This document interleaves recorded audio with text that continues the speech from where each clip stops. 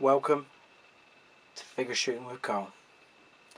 Today's episode I'm going to be walking you through my Aragog attacks Harry and Ron picture. This is based on a scene from the movie Harry Potter and the Chamber of Secrets. So here we go. Right guys, let's go through my posing. My main character for this shot is going to be Aragog, so he's going to be my focal point. I will focus the camera right here just so you pick up his face nicely and everything sort of comes into focus slowly, going out of focus the further we go out. He's a huge imposing figure, so posing wise I went for his legs up like he was going to attack. His body is slightly up here, so it just looks like he's at an angle, so he's at this angle ready to devour the two young boys.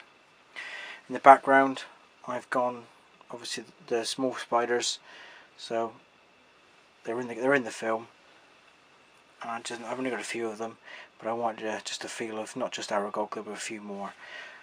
As for the two boys at the front, I've gone for SHFiguarts Harry and SHFiguarts Ron.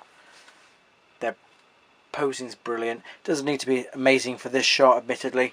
You know, I've just got Harry with his hand up and his legs look like he's just trying to fend the spider off. When it comes to Ron, he's got his hands straight in the grass. It looks like it's disappearing. It looks like he's trying to crawl away in a hurry. I've gone for the flying cape just because I can get those legs up. It looks like he is crawling. Depending on the angle I go on, depending on where you'll see it. Obviously you've got a leg here, come forward. Looks like he's crawling. As for the rest of it, I've gone for, like I said, the webs in the background. I bought them from a fancy dress shop on eBay, and they're literally just Halloween webs. They came with a few spiders. I've obviously got a few more here that are mine from another setup. The artificial grass, I wanted it to feel like it's overgrown with the webs coming across the grass, to really feel that this was big spider's nest and they're crawling out of it. Went with the grass rather than a harder floor like in the movies, because I wanted it to feel like it's overgrown. So obviously you got Ron there, his hands sinking into it, Harry's arms sinking into it a little bit. You know, his leg just looks like it's all overgrown and it's just not a nice place to be. Just going through my lighting setup, I've got two backlights, one there and one there. They're using the Mini Sun 6500 Kelvin bulbs, so that's picking out all the detailing here and catching nicely on the white webs, so it really stands out on that black background. I've got my main key light here. Now this is just spilling the area with loads of light.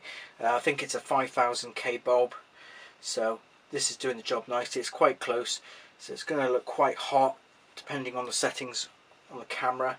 I'll make sure that it doesn't, just because it's got to be a little bit gloomy, but start with a bright light rather than a dark light, and that way you can use your camera settings to really improve that.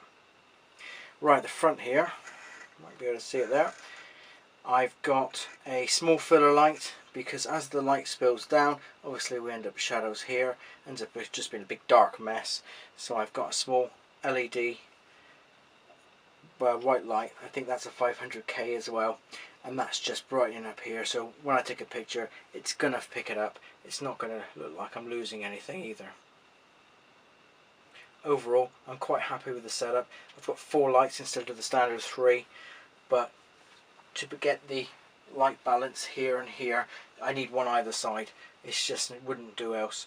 I could probably come down from here, but I might, and again I can just blag it with the 2 rather than having just one.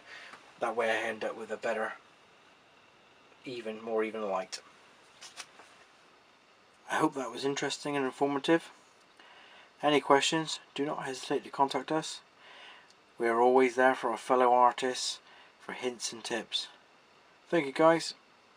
Plastic Action out.